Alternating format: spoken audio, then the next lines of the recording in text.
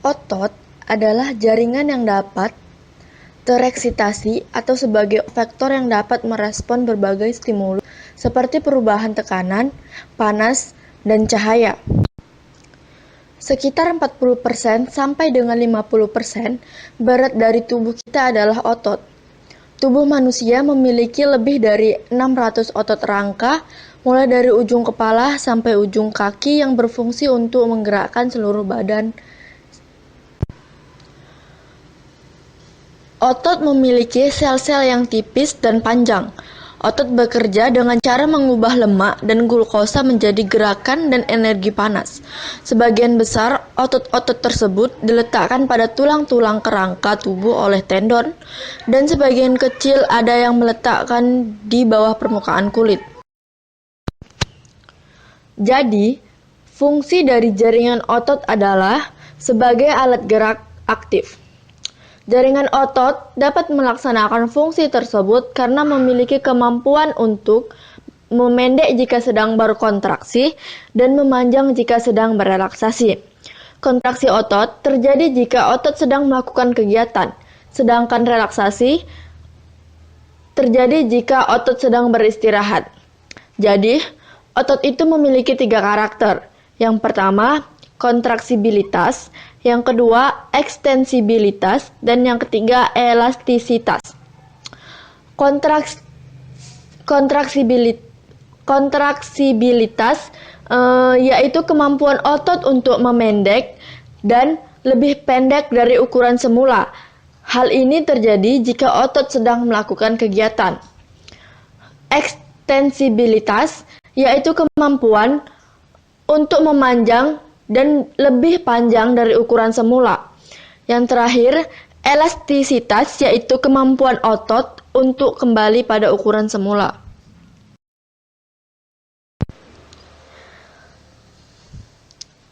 Jadi, jenis otot itu ada 3, teman-teman. Yang pertama itu ada otot lurik. Otot lurik ini sendiri memiliki serabut otot yang sangat panjang. Panjangnya itu kisaran sampai 30 cm.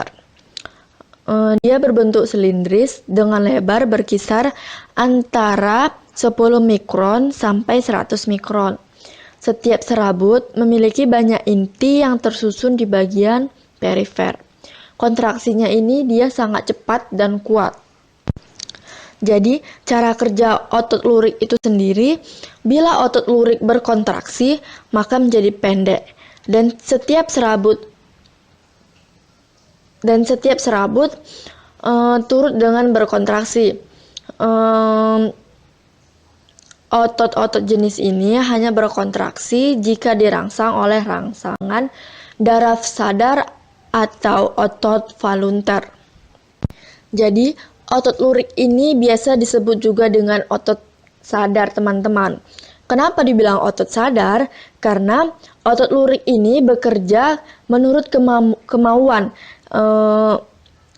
Artinya otot lurik ini bekerja menurut kemauan atau perintah otak.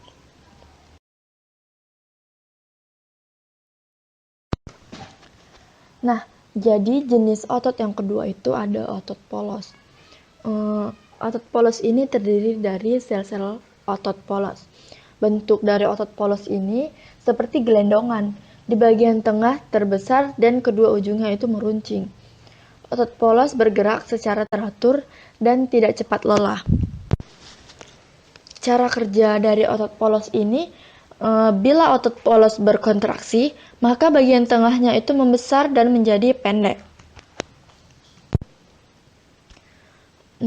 Jika otot polos itu mendapatkan suatu rangsangan, maka reaksi terhadap rangsangan tersebut berasal dari susunan saraf tak sadar atau saraf involunter.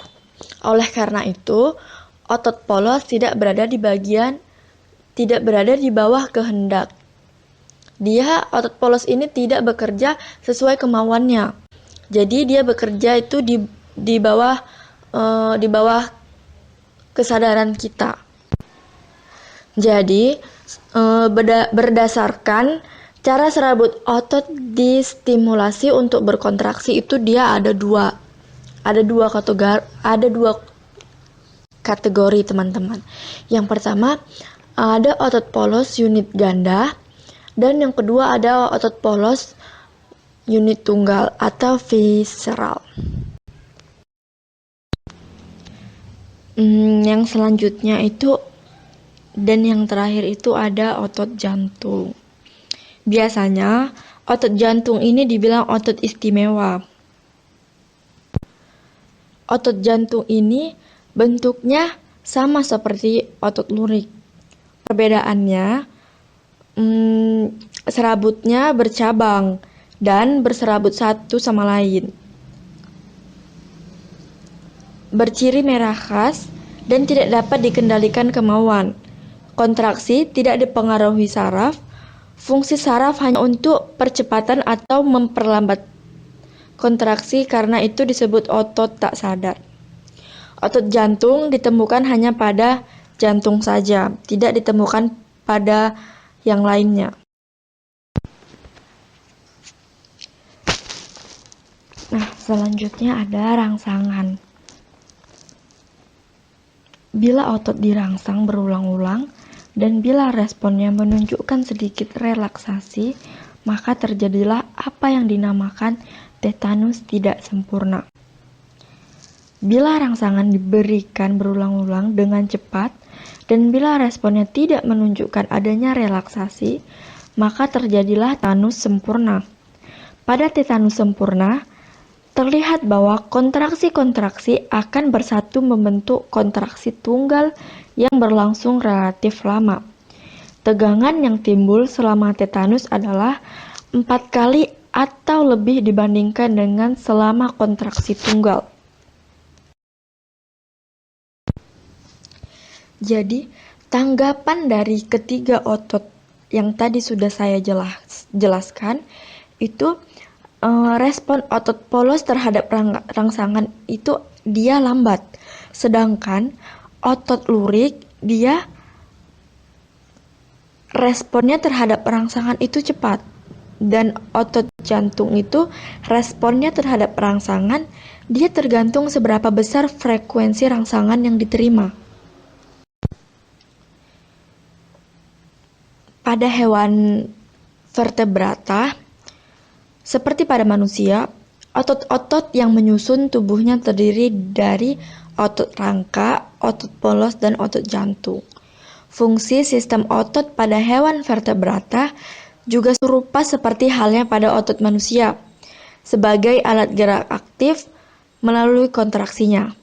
Penamaan pada otot rangka, misalnya pada katak, hampir sama seperti pada manusia.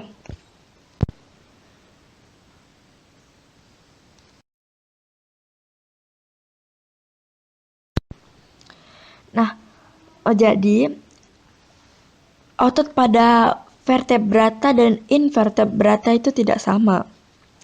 Pada hewan rendah seperti protozoa, porifera, dan coelenterata itu tidak memiliki sistem tersebut. Sedangkan pada platyhelminthes terdapat sistem otot yang berfungsi sebagai alat gerak aktif, terutama dalam mengatur gerakan tubuhnya. Pada Neelmanthelminthes, kita mengenal adanya otot longitudinal yang berfungsi mengontrol gerakan tubuh membengkok ke atas dorsoventral. Sementara pada Annelida, kita bisa menemukan adanya otot longitudinal dan otot melingkar pada dinding tubuh dan saluran pencernaannya.